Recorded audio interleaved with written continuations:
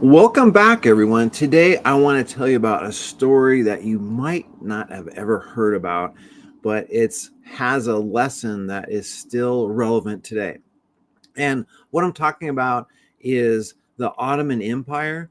And I don't know if you remember that from your history classes in school or if anything like that, but I'll show you a map here in a second. But what I want to look at specifically is a group within the Ottoman Empire, and that was the Janissaries. And the Janissaries were basically kind of like the Marines of today. They were the elite force of the Ottoman Empire. And let me just show you a map of the Ottoman Empire so you get an idea of what I'm talking about here. So we're looking at around the Mediterranean area here, the Mediterranean Sea, Northern Africa, the Middle East, and this is the Ottoman Empire. And this is what we're talking about. And the Janissaries were the elite force of that group.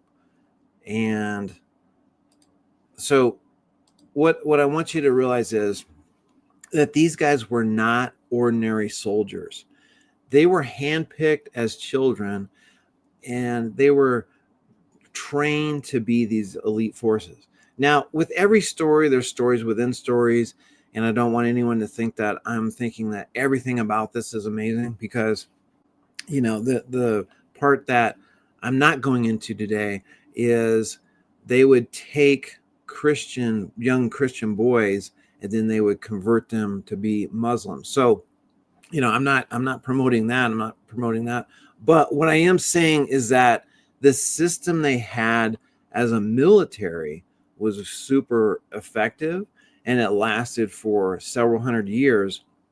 And the lesson that we can get from that is that when you take the great parts of the past, not you don't have to take every piece of it, but you take great parts of the past, then you can apply them to yourself today. So these guys, they handpicked the children, like I said, and they trained them from the ground up to be unstoppable. And what made their training so unique wasn't that everyone went through the same thing and everyone did it exactly the same. What made it unique was that they customized it, because they realized that each young boy and then each man had different gifts, different skills, different things that made them the best that they can be. So, for instance, if someone was super strong, they might be on the front line and using heavier equipment.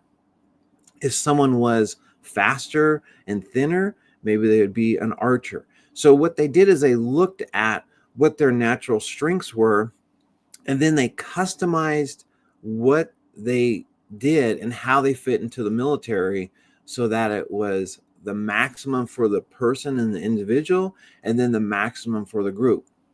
Now, for us, what that means is we need to look at, like, how are we customizing and personalizing ourselves.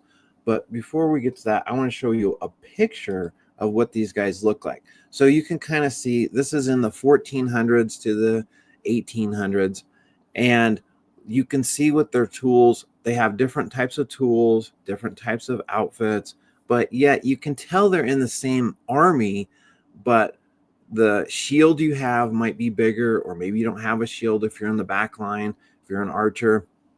And I think that's just so important for us to realize that it's not that we all have to be the same. One size approach does not fit, because like with these guys, with the Janissaries, just imagine your equipment, like your shielding. If it was one size fits all, it might rub you in the shoulders. It might, cause chafing. It might have, irritation when it's not the right fit. But when it's exactly the right fit, it's going to be not just precise, and it's going to fit you like a glove, and then it's going to feel like an extension of you, and you're going to be more confident, and you're going to do a better job. And that's what they had when they stepped into the battlefield, is they would have this total alignment with who they were, their strengths, their equipment fit them, the role that they played fit them, and so it really worked for them. Now, Some of them were taller and bigger, and so they would have a longer sword or maybe a spear. And others that were lighter, they would have like bow and arrows, and it would just be customized to what's going to fit them. And now, I don't know if you've noticed, I tried to find a picture, I didn't get it in time, but like sometimes you have a long straight sword, and those can be super heavy, and if you're a strong big guy, you can use that pretty well. Others use the swords that were shorter and more curved or rounded, and that curved rounded thing helped you, quite honestly, if you need to hack somebody. Okay, but they realized that each person and their style, it matched them. And with the archers, have you ever like ridden a bike and the bike is either too small for you or too big for you? So when you're doing that pedal and you're doing the pedal, you're not getting the full range of motion you can. I know I've been on a bike that was too small for me, and I felt like a big kid on a small bike. And when you're pedaling, you're not really getting that full range of motion.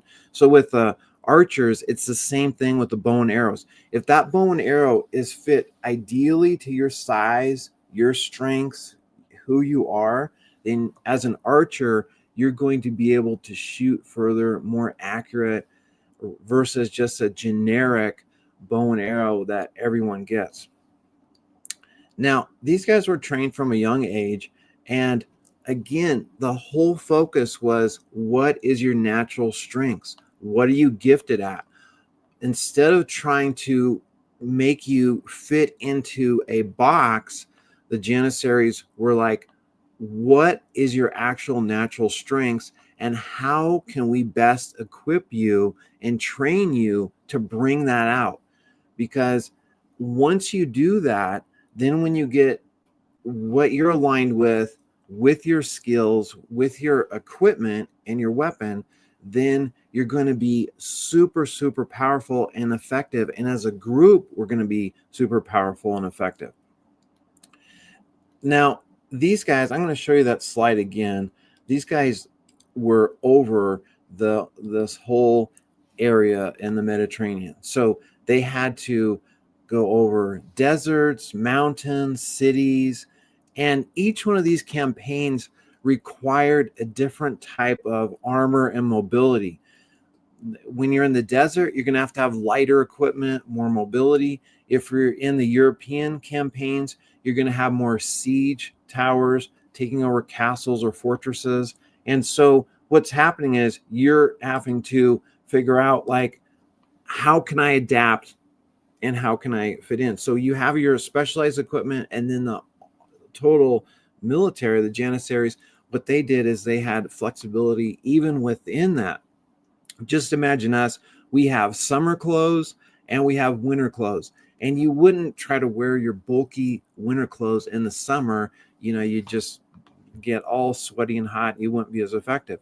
So that was another factor that they did, is they realized, okay, there's personalization and customization, but then it also applies to what you're doing, what you're actually meeting or running into. And that you're going to see, that's how it ties in with us too, is when we feel like we're dealing with this kind of situation, we don't want to have the heavy, clunky armor if it's a light, nimble thing that we need to maneuver. Or if it's the other way around, you want to be prepared for winter and not be in your swimsuit.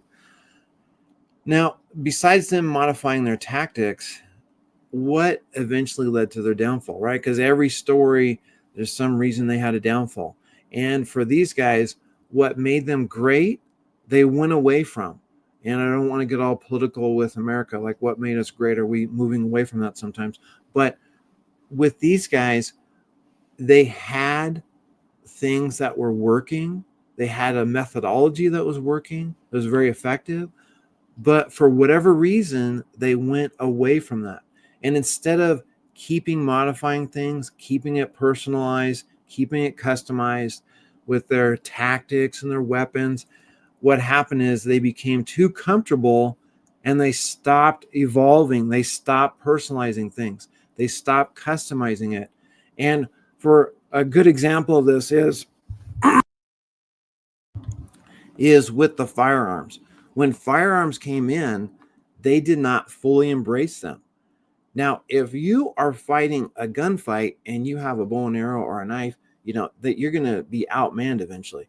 And that was one of the things that eventually was their downfall, is when things changed, they did not adapt, they did not change. And so they used outdated methods. They got stuck in a rut. And eventually the Janissaries disbanded in the early 1800s. And then the Ottoman Empire itself came to an end in World War I in the 1914, 1918, and officially, I think in like 1920 or 22, it disbanded. But what happened, though, is when you lose what made you great, eventually it's going to be your downfall. Now, how does this affect us, and what does this mean for us today?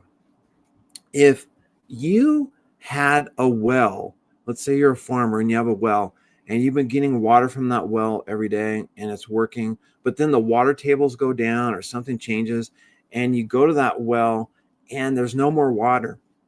You can keep trying to do that. You can keep trying to go back to what was working, or you can say, well, maybe I need to dig another well, or maybe I need to go to the river. There's another water source out there. So what worked yesterday doesn't always necessarily mean that it's going to work today. Now, for you specifically, there could be habits, there could be mindsets, there could be things that work for you at one point in your life or part of your life, but now are those still working for you? Are you being adaptable and flexible? Or are you saying that, well, I don't know, I think what I did in the past is fine, I'm going to stick with it?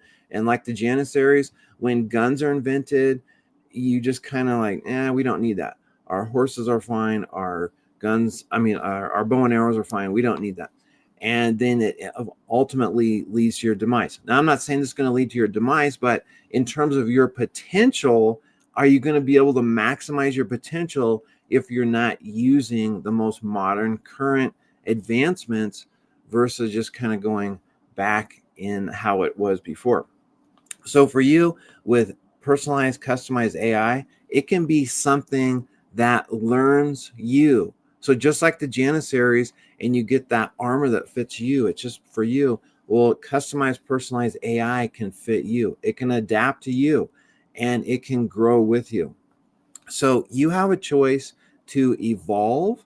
And in a world that's changing fast, where AI is changing and growing and going to impact us in big ways, you can decide, okay, I'm going to be part of that. Maybe it's a small part of it, but I'm going to be part of it. Or you can decide, I'm going to resist and not be part of that at all. I'm going to give you a message from Alaric right now. Hey everyone, it's Alaric here. Today's story about the Janissaries struck me hard. They were once unstoppable because they understood the power of customization. But their downfall came the moment they stopped evolving. That's the cautionary tale I see all around us. People build habits, routines, and systems that serve them once, but forget to update them for who they're becoming. Here's what's even harder to face. The greatest regret at the end of life is not what we tried and failed. It's what we never tried at all. That dream left on the shelf. That opportunity we let slip by. With personalized AI, we have a chance to change that.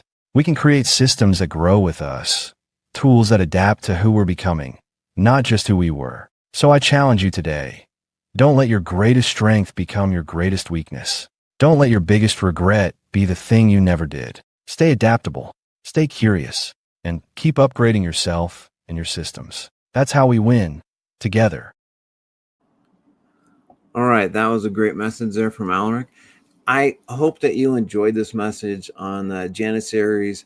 It's something that I like to take stuff from the past and then how does it apply to us today? Because I think there's lots of lessons out there, and we can either learn from the past and then apply it to ourselves, or we can ignore the past and then have those same lessons that we didn't get. We can get them through the hard trial and errors and actual experiences. Or you can see what happened in the past and then realize, okay, there's warnings in the past, things I want to avoid, and then there's examples, things I want to mimic and copy.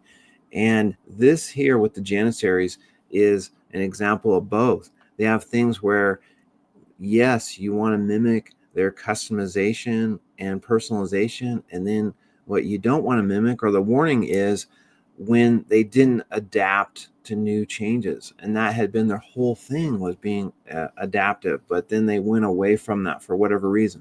So you have a choice here. You can embrace the changes that are happening, or you can resist them. If you are interested in embracing them, I encourage you to attend my free live webinar on Saturdays at infinityshiftssystem.com/register. I look forward to seeing you in another video or on the webinar. Either way, have a great day, and I'll see you tomorrow.